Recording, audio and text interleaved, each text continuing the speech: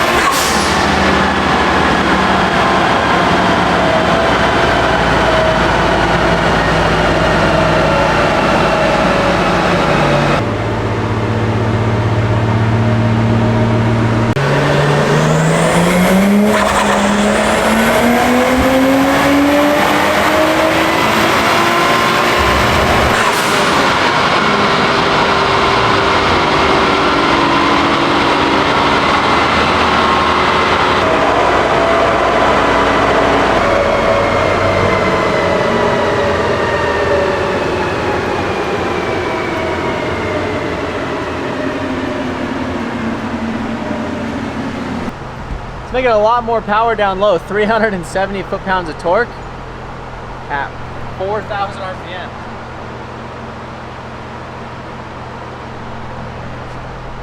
Whereas in the previous runs it was 338, so we gained 338.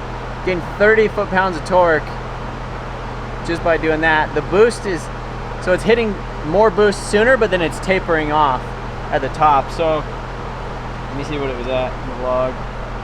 So it peaks at 29 minus 12, so it's basically 16 pounds of boost, and then it tapers all the way to 10 pounds of boost at the top. So we're at the same boost at the top. That's why it's not making any more power. And that's what I was saying before with the stock wastegates. They have kind of a weak spring in them. And so just the back pressure inherently will keep them open, will blow them open because it's such a small turbo.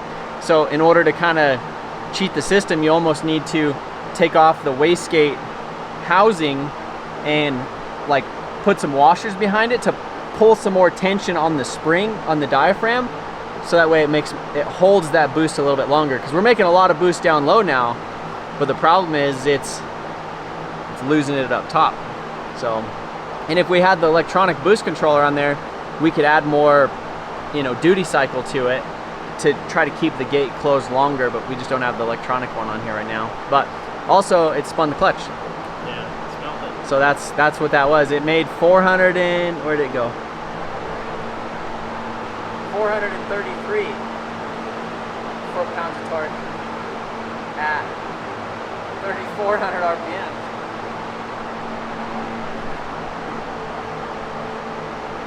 That's crazy. Yeah, 433 foot-pounds of torque at 3,400 RPM. So a lot of torque, super lower in the RPM range, and that's when it spun the clutch. So this was just like an organic single disc, and so we should be able to just like stick a 6-puck in there and help it out, or maybe we need to see what other clutch options are available. I don't know, but fueling and everything looks really good.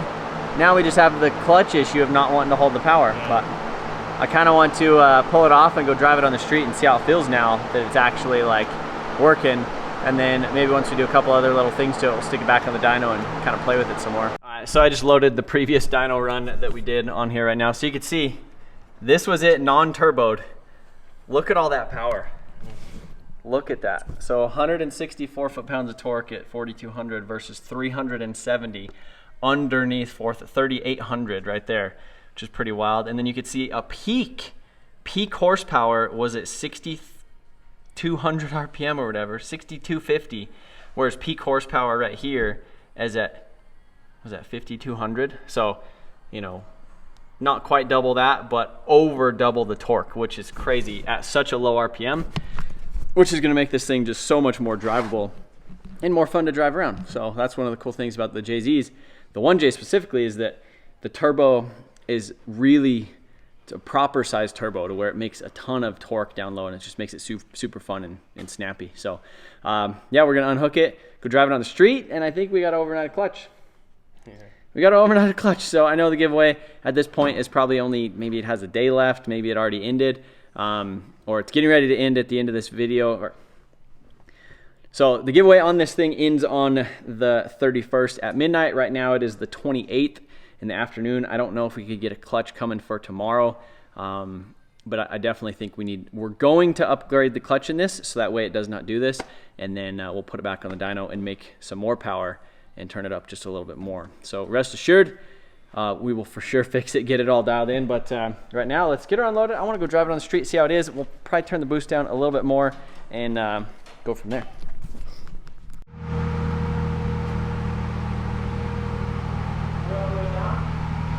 Yeah.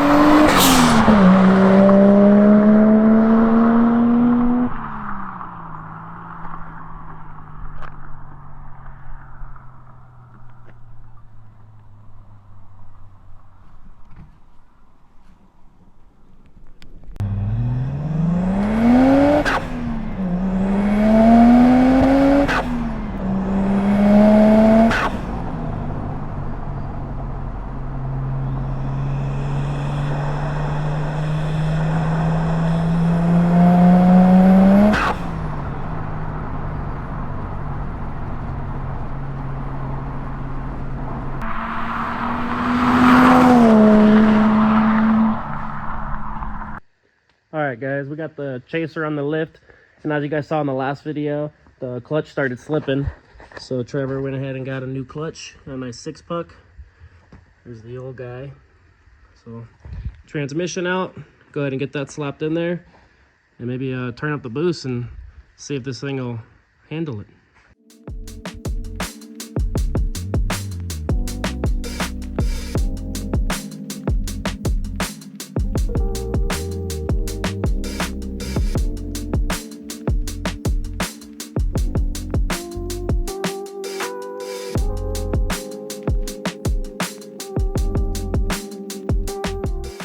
All right, back at the Chaser.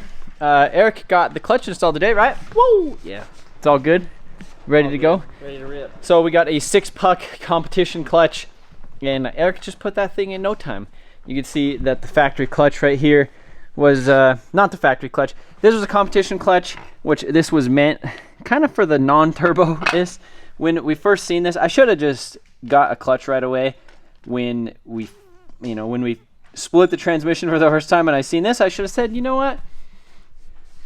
Let's get a more aggressive clutch. But we found out on the dyno really quick. So new clutch is in, 6-puck. I'm gonna drive it up and down the street a little bit, kind of do a couple other things, and then we're gonna stick it on the dyno, and then we should be able to turn up the boost a little bit more and go from there. So that is the goal. That's the plan. And so I think it'd be cool to see this thing make 400 foot-pounds of torque. Like that's pretty cool, right? That'd be nice. All right, back on the dyno. Less than a day later, we're here ripping again. Gonna see how many horsepower we could, mostly the torque. I know it's not gonna make that much more power up top because this turbo only flows so much, but if we could get some more boost in it down low, that's where she'll really shine. All right, so we did end up putting 2 washers behind the wastegate to space it out, hold a little bit more tension on it. So that should allow us to carry a little bit more boost at the top. I think on the last pull, it peaked, it was like 29 PSI on here, but that includes the atmosphere of like 12 PSI or whatever. So it peaked at 29 minus 12. So what would that mean? So that was like 16, 17 pounds. And then it tapered down to like 22 pounds of boost atmospheric. So again, about 10 pounds of boost. So basically that's why it made a lot more torque the last pull, but then it fell off to stock power. And now we're gonna see if adding the washers to the wastegate, holding more tension on it, will then allow it to carry more boost up top because it's not blowing that wastegate open. And that's what we're gonna do.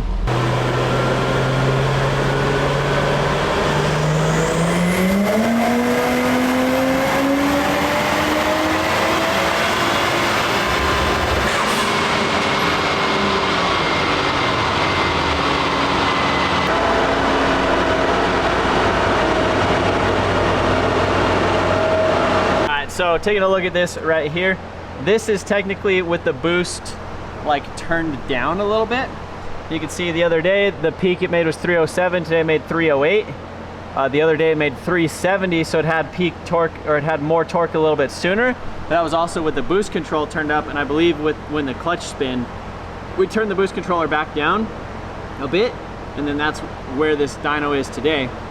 So we're gonna mess with the boost controller a little bit. So technically it made less power today further, but the boost controller is not turned up. So we're gonna do that, but it maintained the faster peak torque. So we're gonna twist this guy a little bit. We're gonna see what that does.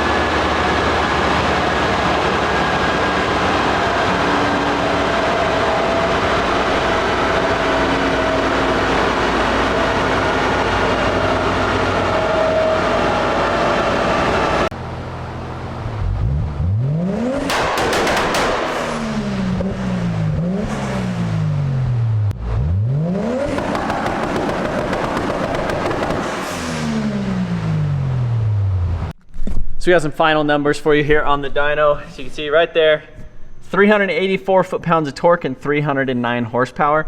And I decided to turn it down the boost controller a little bit more. It's just hitting a lot of boost down low and it's not carrying it up top, so there's no reason to have it peak that low.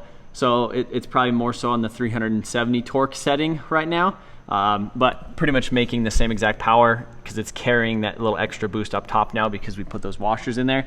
And again, this was at non-turbo, 178 foot-pounds of torque and 191 horsepower. So lots of almost doubled the torque for sure. And then the horsepower, we gained 120 horse. But we gained 120 horse, you know, way down here. What is the power right there? That's 140. So we doubled the horsepower right there at 4,200 RPM, which most of the time when you're driving this thing on the street, you're going to be under 5,000 RPMs. And that's where that like 3,000 to 5,000, you know, lots of horsepower, lots of torque window goes. You're not really revving this thing out like crazy unless you're drifting it or, you know, you're trying to race somebody. We're pretty much at the limit of the stock turbo and the stock injectors right now. I think we could get a little bit more out of the turbo, but then we're running out of injector as well. Again, the whole plan with this whole build was to keep it simple, and we were gonna just leave it on the stock ECU. And then because we had the issues with the capacitors in the ECU is what led us to the ECU master as our solution. But the map and everything on it, everything looks really dialed. Everything on the street looks really, really good. I turned on 10% fuel correction too. So wherever this thing goes with its like elevation, whether it goes high or low or anything like that, it should correct for all that. But air fuel was super dialed without the correction on. That's just like a little bit of insurance. Yeah, ignition is super soft. Everything's pretty dialed. Everything's pretty simple. So this thing should make somebody a really, really good car and a good base, because literally injectors and a turbo, like you could get a Tomy turbo, or I think there's a couple other companies that make some stuff, or you could just put an Artec turbo manifold on this thing, put a G30 on it, like a G30 660, and make some 1000cc D-Works. This thing already has a fuel pump. It already has the ECU. All it needs is injectors and a manifold, and it has the nice intercooler on it too. So literally this thing should be able to make like 450 to 500 horse, like no problem in the future, and you're only basically 2 parts away from that. So.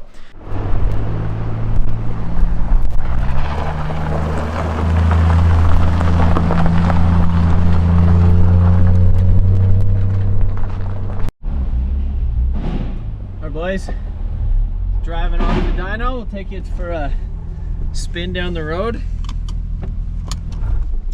Just playing with the launch control settings a little bit, just so it has something on it, you know.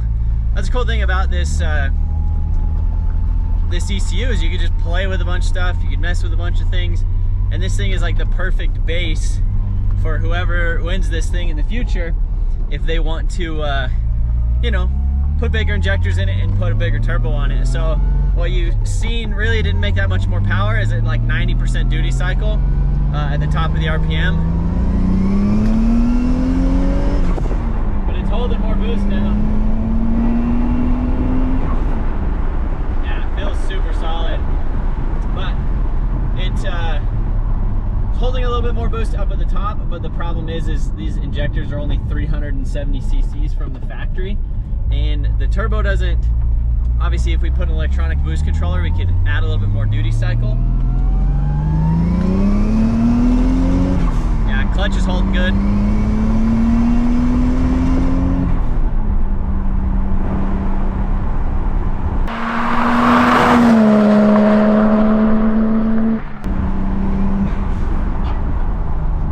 Good car. Really good car. This thing is seriously the perfect base. Bigger turbo and injectors. This thing will make 500 and would be super, super spicy. Kind of wish we would have done that now. But today is probably the last day of the giveaway. So if you haven't got any entries yet, now's a good time. We're also added the F450. So the F450 giveaway just started. So it's 2 separate giveaways, but if you buy during the last couple days of this giveaway, you didn't win both.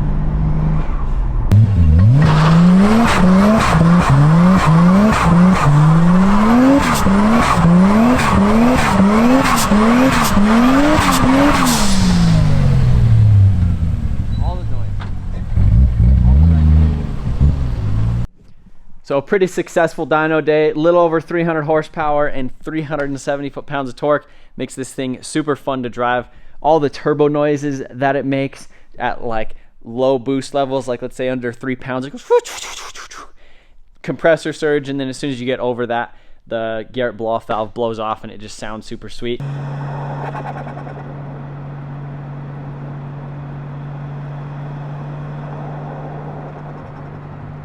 Again, huge shout out to True Focus Fabrication for making this super sick intercooler and putting this out into the community. Now people could buy these intercoolers. We got the sick coil radiator, got the Greddy hoses, we got the ECU master, we got the Deechworks fuel pump in it, and all of that stuff can be purchased off of Motion Auto TV, motionautoperformance.com, which will get you entries for a chance to win this car. But not only this car ends at the end of the month, October 31st, which is probably today as you guys are watching this. We also launched our next giveaway a little bit early, so it's technically 2 giveaways going on at the same exact time. But if you purchase anything on the website right now before the end of the giveaway, let's say you buy a hat and you get 100 entries, you get 100 entries into the Chaser as well as the F450. So pretty crazy, and it's a great time for you guys to hop on there. Anything you guys purchase during the giveaway helps support the channel, helps support the builds like the Civic and the S14, and you know, building cool stuff like this. And it also gives me the chance to scratch my own itch, which is building a really cool car, get to experience it, and then pass it along to somebody else. One of our recent winners, Lau, he won the Evo 9 back in December. He drove for about 6 months, and then he ended up selling it and then put that money towards a house, like the down payment on a house. And so he took, you know, something that I don't know if he would have had the 25 grand just in cash to put on in it, but he sold the car. I think it was for a little over 25, and then he was able to use that money. So it definitely changed his life after he was able to enjoy the car for 6 months. So I know a lot of people, sometimes they keep the car, sometimes they take the cash, sometimes they drive the car for a year or two, and then they end up selling it. At the end of the day, it's their choice. But the F450 is definitely crazy. Eric put a 2-inch leveling block on the front, raised it up a little bit more, and then we put in the gloss black grille, and so it spiced it up quite a bit more because it was rubbing a little bit right here on this back fender. So we raised it up a little bit more, and this thing is an absolute beast. I don't know. I don't know what's wrong with me. It's pretty crazy. The F450 also comes with $25,000 in cash too. That's the highest cash prize we've ever offered with a vehicle. So that thing will for sure change somebody's life.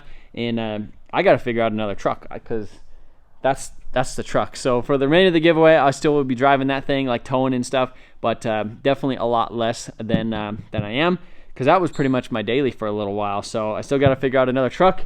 But if you guys haven't got any entries for the Chaser or the F450, you might be a little silly, but I appreciate you guys watching this. Thank you for the support. See you later.